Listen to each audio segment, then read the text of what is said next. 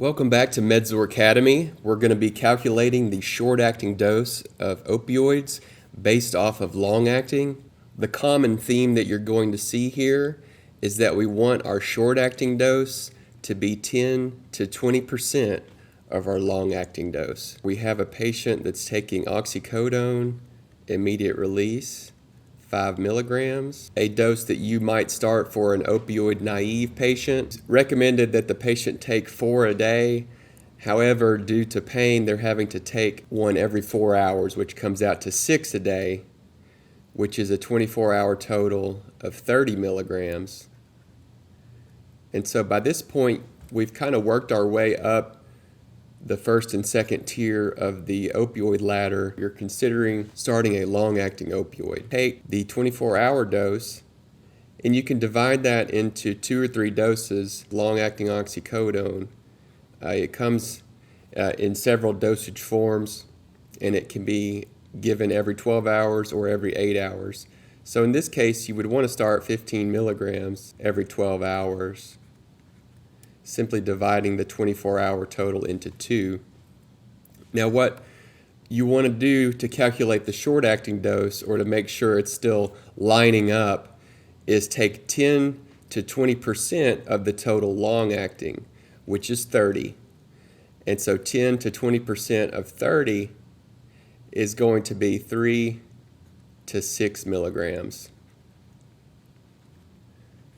This is our 10 to 20% rule of thumb. The current short-acting dose of 5 milligrams falls within this range, and so you could continue with the 5 milligram dose every 4 hours as needed for pain, and you have a continuous release in the background now. So hopefully with this up titration, the patient can get by with 4 tablets a day. Let's look at a patient that's taking morphine, immediate release, 15 milligrams around the clock, so a total of 6 tablets in a 24-hour period, 90 MMEs. You could do 45 milligrams every 12 hours of long-acting, but what I would probably do is start long-acting morphine, 30 milligrams,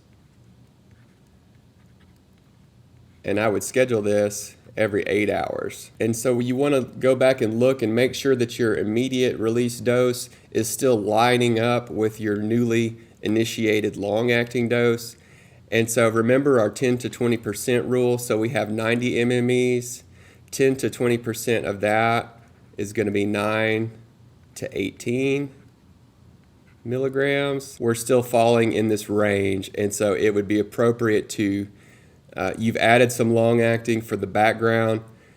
It's appropriate to continue at the same dose of short-acting every 4 hours as needed. We have a patient taking oxycodone immediate release, 10 milligrams, around the clock, 6 tablets a day, which is going to be 60 milligrams. And we want to look at our dosage forms, and we see that oxycodone long-acting comes in a 30 milligram tablet, and so in this case, you could start long-acting oxycodone, 30 milligrams every 12 hours scheduled. We have 60 milligrams of oxycodone in 24 hours. Remember our 10 to 20% rule. That's 6 to 12 milligrams, and our current dose of short-acting oxycodone is 10.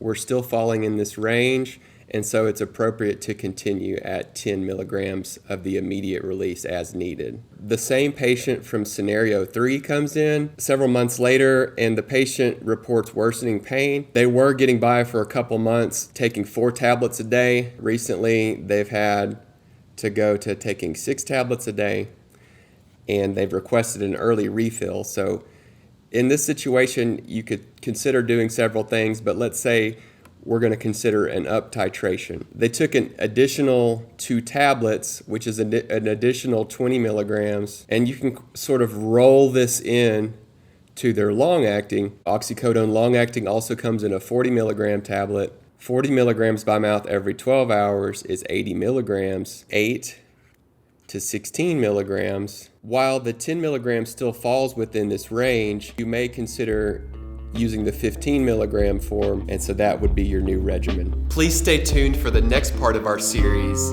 where we'll be looking at opioid rotation.